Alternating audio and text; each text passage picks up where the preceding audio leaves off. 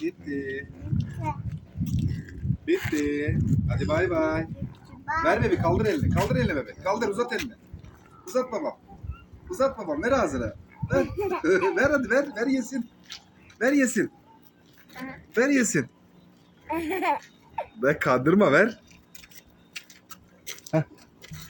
Uzat yesin. Ay, ver.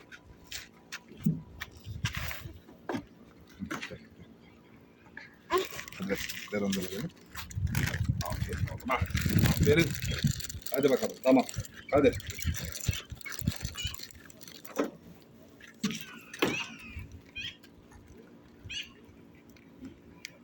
Heh, tutamadın mı?